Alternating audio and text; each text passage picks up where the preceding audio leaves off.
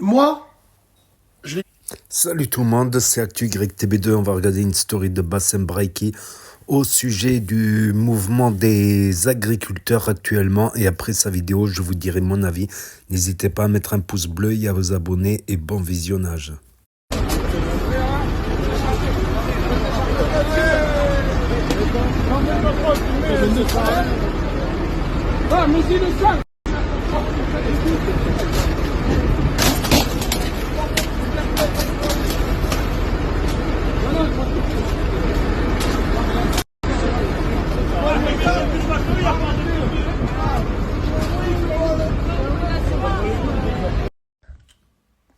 Moi, je l'ai dit, ça n'engage que moi, je défends le mouvement des agriculteurs.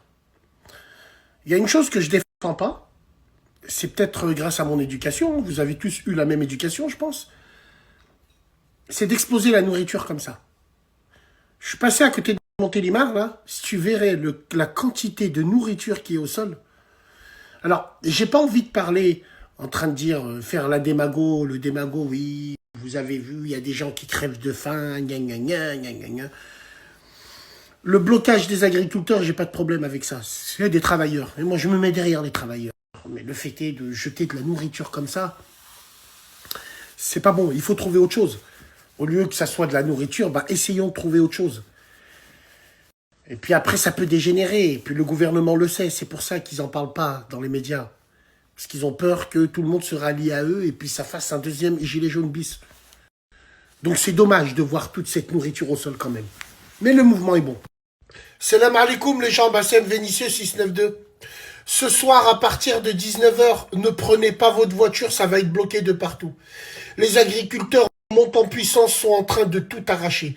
Le nord, l'autoroute de Lyon, l'A6, sens Paris-Lyon, c'est bloqué au niveau de Villefranche. C'est bloqué de Villefranche jusqu'au tunnel de Fourvière. Mesdames et messieurs, on assiste à une vraie révolution. Demain, ils vont venir à Lyon, ils vont jeter du fumier en pleine place Bellecour. Et aucun flic ne leur fera rien. C'est comme ça, c'est des agriculteurs, c'est des gens qui travaillent leur terre. Et je vais vous mettre le discours de notre ministre de l'Intérieur qui est lunaire. Lunaire, j'en ai parlé hier, juste après cette vidéo. Je vais vous le mettre pour que vous voyez dans quel sentiment on est. Donc voilà, je vous préviens, on va essayer de trouver une carte complète avec les départements ciblés pour l'interdiction. C'est pas l'interdiction, mais prenez pas votre voiture. Wallah, vous allez galérer, vous allez jamais arriver au point où vous voulez aller. On va vous mettre tout ça.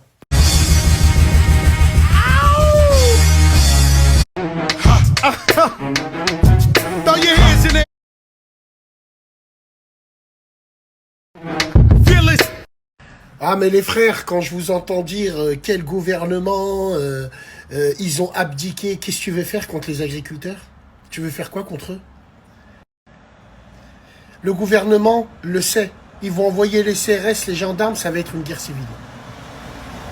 Rappelez-vous, les gilets jaunes, les agriculteurs, ils étaient à deux doigts d'arracher le portail à l'Élysée. À deux doigts, ils étaient. Donc j'ai envie de te dire, les agriculteurs sont une population très très particulière. Très très particulière parce que c'est des gens qui travaillent la terre. Et dans ce sens-là, là on parle de nourriture et surtout, ils ont un statut où même dans la revendication, ils ont un statut qui est à part. Parce que ces gens-là ont vraiment le pouvoir de bloquer le pays. Tu me diras, les émeutes de cité, ainsi de suite, ça c'est rien, c'est de la musgueule ça. Mais ça, c'est les agriculteurs. Et c'est les blancs. Double problème. Donc, wallah, je le jure devant Dieu, la police ne va rien faire. Gérard Darmanin, il te l'a dit. Oui, ils attaquent pas des bâtiments publics, mais ils le feront pas. Par contre, paralyser l'économie, ça, ils savent le faire. Je suis allé à Leclerc, là, hier, déjà les rayons, ils sont vides. Ça va être chaud, très très chaud. Donc voilà, c'était la story de Bassem Braiki et je voulais réagir là-dessus. Donc là, je regarde en même temps à la télé, ils sont en train de brûler sur les autoroutes de la paille, du bois. À savoir que c'est toute l'autoroute qui va devoir être refaite. Donc la circulation sera bloquée. Même après les blocages, il faudra refaire certaines portions d'autoroute carrément. Donc et ça continue. Donc là, c'est plus un José Bové, c'est des centaines, des milliers de José Bové. Et ils sont dans des chars là carrément. C'est pas rien quoi. C'est pas rien. Donc là où je suis, bah, je mets la carte aussi. Là, je vais incruster la carte au moment de ma réaction. Donc là où je suis aussi, c'est bloqué vers Sijan, Portel, tout ça. Donc là où je suis, c'est une région très agricole. Voilà. Les vignes, les arbres, tout ça. Donc j'ai grandi là-dedans et je vis maintenant là-dedans. Voilà. C'est là où j'ai grandi. J'ai grandi au milieu des vignes. Voilà.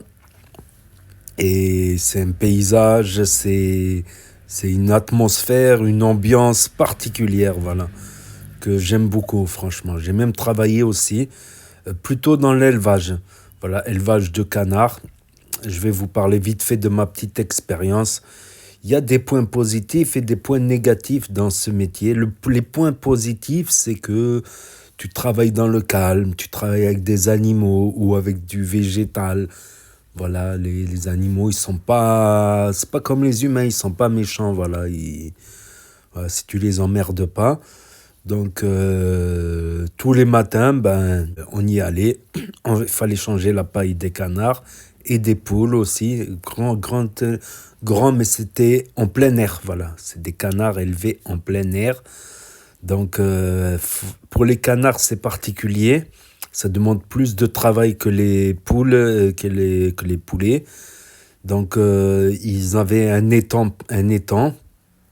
Donc, il fallait allumer la pompe à eau, quoi, dans la rivière. Voilà, l'élevage avait la chance d'être à côté d'une rivière, donc une pompe à eau. Donc, il fallait ramener le carburant, bien sûr, pour la pompe.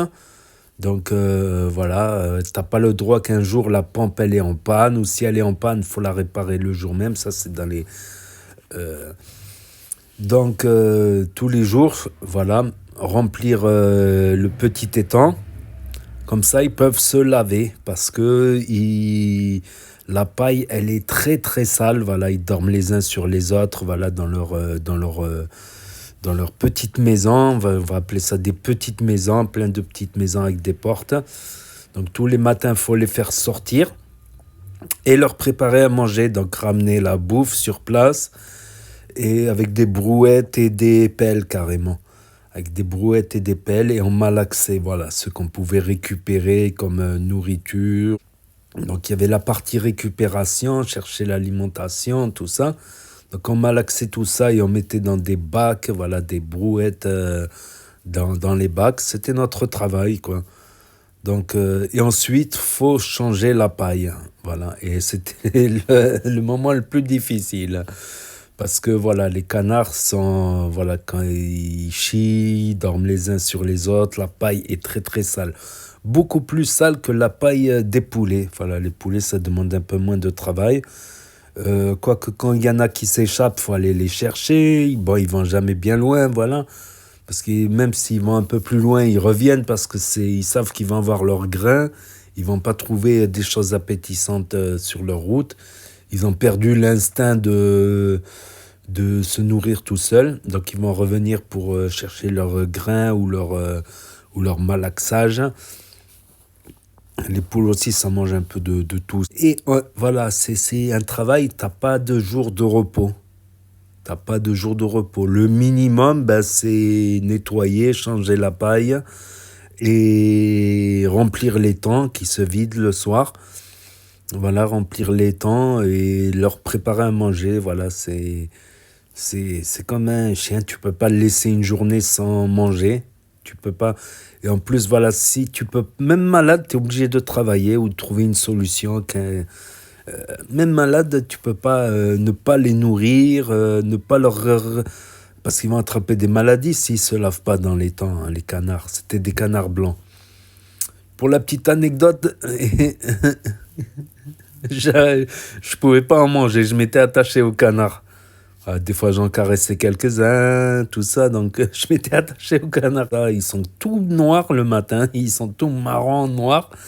Et dès qu'ils vont nager, ben, après l'après-midi, ils sont tout blancs, comme des canards blancs. Pas confondre avec les oies. Les oies, ils ont un bec pointu. Les canards, ils ont un bec épaté.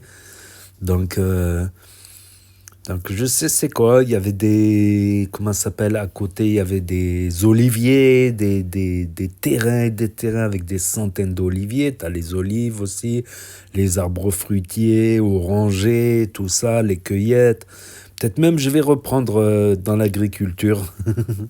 C'est un travail très très physique. D'ailleurs, on fait venir des gens des pays de l'Est parce qu'il y a plus personne qui veut le faire. Et peut-être un autre truc à faire aussi. Voilà, en cueillette, et peut-être un autre projet aussi. Donc moi, ce que j'aime bien, c'est les avantages, c'est le calme, tout ça.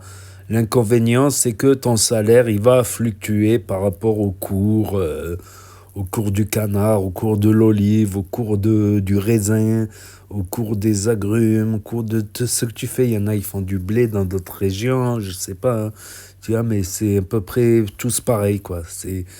Tu peux pas être sûr de ton salaire. Tu peux pas dire tu vas compter tes heures, voilà. On peut pas dire tu vas compter tes heures, voilà. Si la pompe à eau elle tombe en panne, s'il faut aller chercher la nourriture, sans compter les grippes aviaires, imagine-toi une grippe aviaire, mais bon, c'est un élevage un peu isolé, on va dire. Voilà. Le minimum, je pense, le minimum serait d'enlever un peu de taxes sur le gasoil. Même pour des canards, comme j'ai montré un exemple, même pour des canards, il faut du gasoil, du gazole. Pour faire marcher la pompe à eau, hein, sans compter ceux qui labourent, tout ça, les machines, tout ça. Donc, un minimum serait de détaxer. Et je pense que, voilà, s'en prendre à l'Espagne n'est pas forcément la meilleure idée. Voilà, c'est à cause des règlements européens, tout ça, qui sont stricts. La France, elle a des normes très strictes. Du coup, ben, les produits espagnols reviennent moins chers. Du coup, il y a de l'importation. On marche sur la tête. On marche sur la tête. Au lieu de baisser des taxes, des charges sur les agriculteurs, au lieu de, voilà, il est la grande distribution certaines grandes distributions qui demandent des prix dérisoires pour des produits, je pense qu'on marche sur la tête et qu'il doit y avoir une réglementation un peu plus cohérente. Parce qu'il y en a beaucoup, ils sont très théorie. Oui, dans la théorie, tout ça, faut respecter les normes, l'écologie, tout ça. Mais dans la pratique, comme on voit, si c'est pour importer des produits, beaucoup d'agriculteurs disent ok, pas de glyphosate, pas de trucs, mais pourquoi on va acheter des produits moins chers à l'étranger qui eux utilisent des glyphosates, qui utilisent on a même des produits OGM carrément qui, bah oui, par exemple, il y a des trucs avec de la lécithine de soja. La lécithine de soja, c'est forcément OGM, hein. Voilà. Dans beaucoup de produits. Donc, on mange tous des OGM aujourd'hui en France. Mais on va mettre des règlements. Voilà, je suis contre les OGM, je suis contre le glyphosate, je suis contre ces trucs. Mais ça sert à quoi de l'interdire si c'est pour en importer? Ben, n'importez pas. Et qu'on fixe les prix en France, quoi. La France, c'est un grand pays agricole. Voilà. Et aussi revaloriser ces métiers. Revaloriser ces métiers et arrêter avec les clichés de paysans. Paysans, ben quoi, il y a des riches paysans qui ont des pick-up, des 4x4, des villas pas possibles. T'as des paysans plus modestes aussi. C'est surtout eux qui manifestent, on va dire, les plus modestes, hein. Donc, je sais pas, il y a peut-être, j'ai écouté beaucoup de choses sur les normes, sur les taxes, sur les filtrer un peu plus les importations qui font de la concurrence déloyale. On pourrait faire des produits français avec des bons prix si on détaxe un peu, quoi. Si on détaxe un peu, si on... Aussi, ben, l'administration, je vais dire un exemple. je suis éligible pour, par exemple, pour un poêle à bois, un simple poêle à bois. Quand j'ai vu toutes les démarches à faire, j'ai préféré en prendre un d'occasion, ne pas demander d'aide. Voilà, tout simplement. Au moins là, j'ai mon poêle à bois parce qu'il fallait que je remplisse tous les papiers que j'attendre. J'étais bon à crever de froid des soirs où il y a 0 degré et où le chauffage électrique, il est bof, quoi. Le pays des paperasses. Même si tu veux ouvrir une entreprise, c'est le parcours du combattant. Voilà. Alors que d'autres pays, par exemple, comme aux États-Unis, les pays anglophones, anglo-saxonnes, tout ça, ben, c'est beaucoup plus facile les démarches, par exemple, pour ouvrir une entreprise, une société, tout ça. Nous, on est le pays des paperasses, c'est connu. C'est connu, archi connu. Voilà. Et ne pas oublier que la nourriture qu'on mange, c'est grâce aux agriculteurs, quoi. Et notamment les politiciens qui, eux, aiment bien manger bio, tout ça, ben, savoir que on peut faire du bio pas cher, mais sous certaines conditions. C'est vrai que avec le bio, tu prends plus de risques, quoi. Avec le bio, voilà, s'il y a une invasion de sauterelles, ben, t'es foutu. Ou des assurances, des meilleures assurances pour les agriculteurs également, je pense. Parce que si tu t'amuses à faire du bio et que tu as une invasion de sauterelles, que tu mets pas de l'insecticide, tu mets de l'insecticide, les sauterelles vont mourir. Une fois qu'elles ont mangé, elles ne pourront pas tout manger. Alors que si tu mets pas d'insecticide, ben, elles vont s'installer, tout bouffer jusqu'au dernier grain. Voilà. Par exemple, les pesticides, tout ça. Je pense qu'il y a des solutions, mais voilà. Mais c'est aussi quelque chose de satisfaisant de travailler aussi à son compte, voilà. Et je pense qu'on dévalue trop ces métiers-là, voilà, que pour la bureautique, bon chic, bon genre. Je pense qu'il y a... Malheureusement, j'ai même parlé avec des agriculteurs. Je me suis dit, ah, ça serait bien de prendre un terrain, tout ça. Ils m'ont dit, ah, avec la crise en ce moment, c'est pas tout rose, quoi. C'est pas tout rose. Tu vas travailler tu vas travailler des temps pas possibles pour finalement gagner moins que. Ou bien un jour les agriculteurs ils vont tous s'arrêter. On va être dépendant des pays étrangers et s'il y a un problème, une épidémie par exemple comme le Covid, eh ben on va crever de faim. Voilà. On va perdre le savoir-faire. On va perdre beaucoup de choses.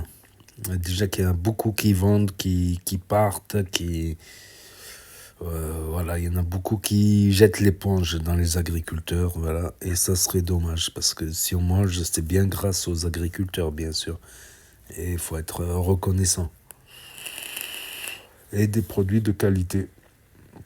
Voilà, qu'on arrête aussi de faire venir des moutons d'Australie, de l'autre côté, je te dis pas l'empreinte carbone, des moutons qui voyagent ou des oranges du Brésil qui elles sont cueillies vertes et elles mûrissent dans l'avion, quoi, carrément.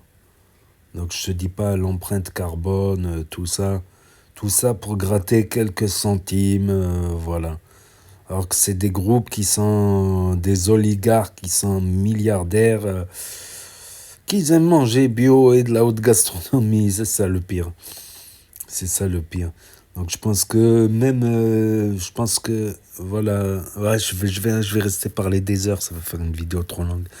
Je pense que tout le monde doit faire quelque chose, quoi. Tout le monde doit faire quelque chose pour que tout le monde soit content à la finale. Et sinon, ça va mal finir. Ça va très, très, très, très, très mal finir, ces histoires. Ça va être un réveil des... Ça y est, il y a d'autres professions maintenant qui se greffent. Par exemple, les infirmiers, infirmières qui aussi travaillent beaucoup et n'ont pas beaucoup de reconnaissance financière ou autre. Il y a d'autres métiers qui vont commencer à se greffer à d'autres professions et ça va se gilet jauniser, quoi, comme ils disent à la télé. Voilà. Donc n'hésitez pas à me dire ce que vous en pensez dans les commentaires, à mettre un pouce bleu, à vous abonner, à cliquer sur la cloche. Et je vous dis à très bientôt les amis les potos pour de nouvelles vidéos. Merci d'avoir regardé, c'était Actu YTB2, premier sur les actus, les infos des influx. Tchuss et à plus.